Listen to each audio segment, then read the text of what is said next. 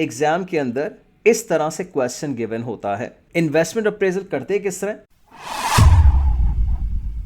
Hello everyone, this is Kamran Abdul Salam और आज इस टॉपिक को हम स्टार्ट करने जा रहे हैं। वो टॉपिक है investment appraisal. Do you remember हमने डिसीजन ट्री का टॉपिक किया था और डिसीजन ट्री का टॉपिक मेरे कुछ अर्ली जो वीडियोस हैं उसमें मैंने रिकॉर्ड किया था। डिसीजन ट्री क्या था कि हमारे पास डिफरेंट ऑप्शंस अवेलेबल थे and we had to decide the best decision amongst all. तो इन्वेस्टमेंट अप्रेजल को भी आप उस टॉपिक के साथ लिंक करके जब भी आपने डिसीजन मेकिंग फॉर्म करनी होगी तो आप डिसाइड करते वक्त किसी भी डिसीजन को आप डिसाइड करते वक्त उसकी अप्रेजल करेंगे। अप्रेजल दैट मीन्स क्या मतलब? अप्रेजल का मतलब कि आपने ये चीज़ डिसाइड करनी होगी कौन सा ऑप्शन सबसे बेस्ट है, कौन सा ऑप्शन सबसे ज़्यादा प्रॉफिटेबल है, सबसे ज़्यादा फीजिबल है और सबसे ज़्यादा कन्वीनियंट है। ठीक, अच्छा, इन्वेस्टमेंट अप्रेजल करते किस तरह? इन्वेस्टमेंट अप्रेजल चार तरीकों से डिफरेंट एग्जीक्यूट कर सकते हैं। वो मेथड्स क्या क्या हैं? वो है pay back method, second is ARR that is termed as accounting rate of return और एवरेज रेट ऑफ रिटर्न भी कहा जाता है इसको। तीसरा है नेट प्रेजेंट वैल्यू, ये DCF का मतलब डिस्काउंटेड कैश फ्लोज। और चौथा मेथड है बच्चों डिस्काउंटेड पे बैक, राइट? अच्छा, हम पहला मेथड की बात करते हैं कि पहला method as the name suggest pay back का क्या मतलब है? पे बैक का मतलब ये है कि आपने किसी प्रोजेक्ट के अंदर फॉर इंस्टेंस 2 मिलियन या 10 मिलियन की इन्वेस्टमेंट की। How long will the project take to pay off your initial investment made, right? यहाँ पे लिखा हुआ है कि इट एम्फेसाइजेस, यानी कि पे back method emphasises on the speed of cash flows and shows the length of time taken by a project to pay back your initial investment made।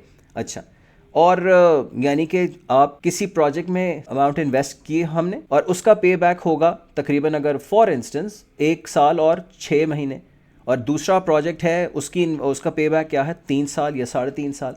तो आप ये कहेंगे कि जो प्रोजेक्ट हमें हमारी इन्वेस्टमेंट जल्दी रिकवर करके दे रहा है वो दैट इज़ कन्वीनियंट। ठीक, अच्छा, that is more feasible keeping other things constant. तो सिर्फ ऑन द बेसिस ऑफ पे बैक अगर हम डिसाइड करें तो वो प्रोजेक्ट हमारे लिए कन्वीनियंट होगा, तो हमें वो प्रोजेक्ट एक्सेप्ट कर लेना चाहिए।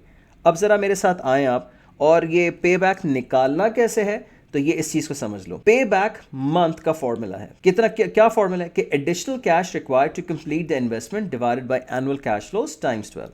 अभी आपने देखा आपको कुछ समझ में नहीं आया तो मैंने कहा कि बच्चों बिल्कुल कोई मसला नहीं, अगर नहीं समझ में आया तो जब आप क्वेश्चन देखेंगे सिर्फ और सिर्फ आपको एक बात याद रखनी होगी कि आपने फॉर्मूला नहीं भूलना, क्योंकि अनलाइक फिजिक्स केमिस्ट्री यहाँ पे कोई आपको शीट नहीं मिलेगी, कोई डेटा शीट नहीं मिलेगी और फॉर्मूले आपको सब याद होनी चाहिए। तो पे बैक मंथ क्या है? Additional cash required to complete investment divided by annual cash flow times 12।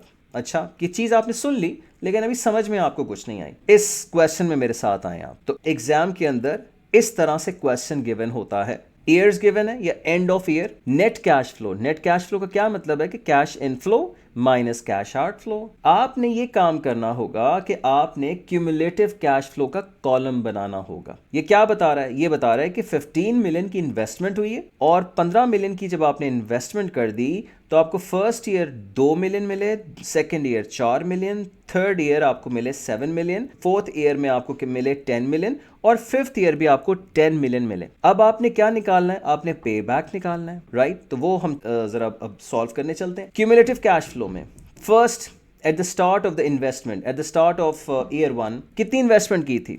हमने 15 मिलियन की इन्वेस्टमेंट की थी। कैसे रिकॉर्ड करें इस चीज़ को? 15 मिलियन और इनवर्स, यानी कि ये 15 मिलियन हम ब्रैकेट में रिकॉर्ड कर लिया इस चीज़ को कि ये ब्रैकेट क्या शो कर रहा है? ये ब्रैकेट ये शो कर रहा है कि ये हमारी इन्वेस्टमेंट थी।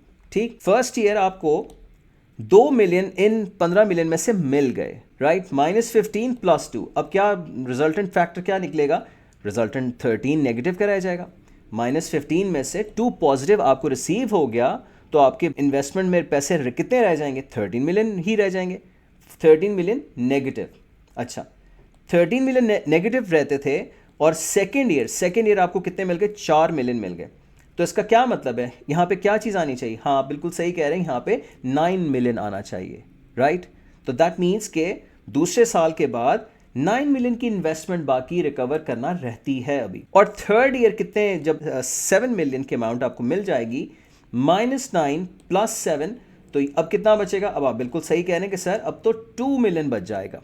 राइट और ये अभी भी 2 मिलियन नेगेटिव अमाउंट है। और बच्चों इसके बाद 4th ईयर में ये हुआ कि आपको 10 मिलियन रिसीव हो गए, तो अमाउंट कितनी बच जाएगी, -2 और प्लस का 10, तो दैट मीन्स कि आपके पास +8 की अमाउंट बच जाएगी।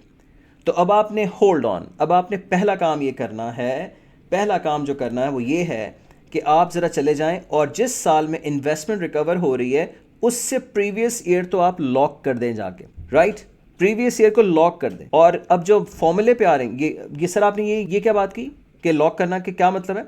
भाई लॉक करने का मतलब ये है कि हमारी इन्वेस्टमेंट चौथे साल में कंप्लीट हो रही है, राइट, लेकिन चौथे साल के कुछ मंथ्स में कंप्लीट हो रही है। When you right the answer on your script, तो आप ऐसे लिखेंगे कि 3 years एंड फ्यू मंथ्स, तो चौथे साल में कुछ फ्रैक्शन है जो कि जब आपसे कोई पूछा जाए कि इस वक्त टाइम क्या हो रहा है, तो आप ये कहेंगे कि सर 9:15 हो रहे हैं। तो दैट मीन्स 15 मिनट का जो ऑन गोइंग आवर जो है वो तो 15 मिनट्स वो फ्रैक्शन है, और कंप्लीट आवर्स कितने हैं? कंप्लीट आवर्स 9 आवर्स हैं। तो इसी तरह आप क्या करेंगे, आप पिछले ईयर को लॉक कर देंगे। और फिर अब जरा फॉर्मूले की आप बात रिकॉल करें, additional cash required to complete investment divided by annual cash flow, ये है एडिशनल कैश। और एनुअली आपको कितने पैसे मिल रहे हैं? एनुअली आपको 10 मिलियन मिल रहा था। तो इस वैल्यू को आप जब 10 मिलियन से डिवाइड करेंगे तो फिर आपके पास जाके और 12 से मल्टीप्लाई करेंगे तो आपको ये पता चलेगा कि 4th ईयर में कितने मंथ्स में ये आपको इन्वेस्टमेंट आपकी रिकवर हो चुकी थी। बच्चों आई होप कि आपको ये बात समझ में आ रही होगी।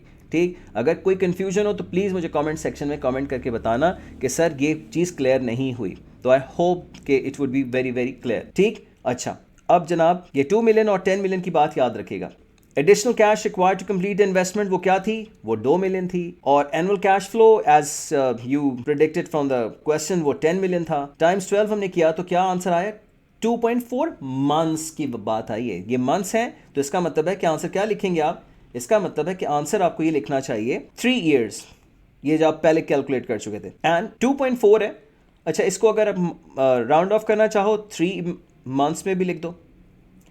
लेकिन कोई बच्चा कहता है नहीं सर नहीं, मैं जब मार्किंग स्कीम देखता हूँ उसमें तो मुझे डेसिमल के अंदर भी फ्रैक्शन नजर आते हैं, तो मुझे इसका बहुत ही प्रिसाइज आंसर चाहिए। तो प्रिसाइज आंसर क्या होगा कि 0.4 के फ्रैक्शन को आप मल्टीप्लाई करेंगे 30 से। क्यों? नंबर ऑफ डेज कैलकुलेट कर सके आप। ठीक, तो ये इसका आंसर क्या हो जाएगा? 3 years, ये वाले 2 months, और जो 0.4 को हमने 30 से मल्टीप्लाई किया था तो 12 डेज। तो ये 12 डेज आ गए ये, और ये मंथ्स आ गए, और ये 3 years जो पिछली स्लाइड में जो मैंने आपसे कहा था कि प्रीवियस ईयर को आप लॉक कर दें। So with this brings an end to this particular video, और मुझे यकीन है कि आपको बात समझ में आ गई होगी।